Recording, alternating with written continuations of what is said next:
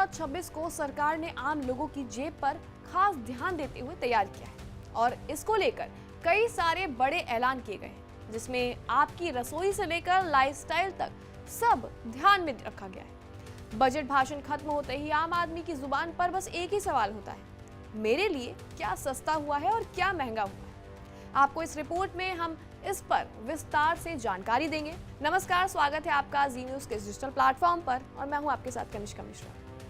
आज वित्त मंत्री निर्मला सीतारमण ने संसद में लगातार 9वीं बार बजट पेश किया है। ये मोदी सरकार का 15वां बजट है और इसका सीधा असर आपकी जेब, आपकी रसोई और आपकी रोजमर्रा की जिंदगी पर पड़ सकता है। सबसे पहले आपको हम अच्छी खबर देते हैं, यानी कि ये खबर जो आपके लिए सस्ती हुई चीजों के बारे में है। बजट के बाद विदेश यात्रा सस्ती हुई है। आपको बता दें कि विदेश यात्रा पर TCS में कटौती का ऐलान हुआ है। पहले 5% और अब 2% TCS किया गया है। और इसके अलावा आपको बता दें कि दवाइयाँ सस्ती हुई हैं, खास करके कैंसर की 17 दवाइयाँ और शुगर की दवाइयाँ सस्ती हुई हैं। इलाज अब थोड़ा और आसान हो जाएगा और थोड़ा सस्ता भी हो जाएगा।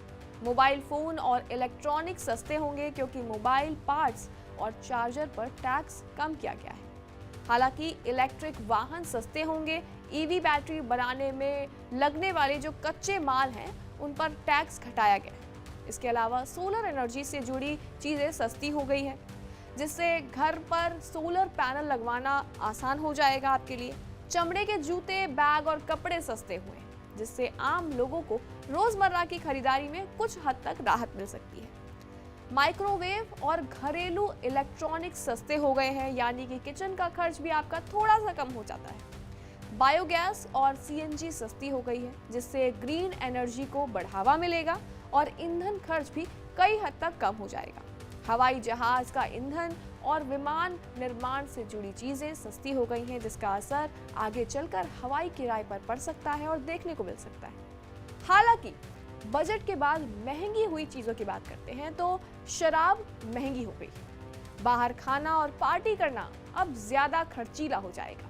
मिनरल्स और स्क्रैप महंगे हो गए हैं और जिससे निर्माण और इंडस्ट्री से जुड़ी चीजों की लागत बढ़ सकती है। कोयला महंगा हो गया है और इससे आगे चलकर बिजली और फैक्ट्री खर्च पर असर पड़ सकता है। सिगरेट, पान मसाला और तंबाकू का जो सामान है वो भी बहुत महंगा हो गया है। कुल मिलाकर केंद्रीय बजट 2026-27 में सरकार ने संतुलन बनाने की कोशिश की है।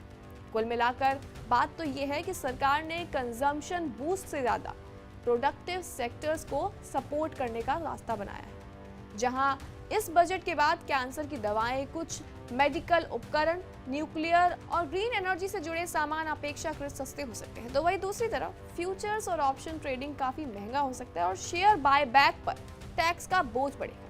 हालांकि इस बजट के बारे में आपकी क्या राय है? कमेंट सेक्शन में अपनी राय जरूर दें और ऐसी तमाम जानकारियों के लिए बने रहे जी न्यूज़ के साथ।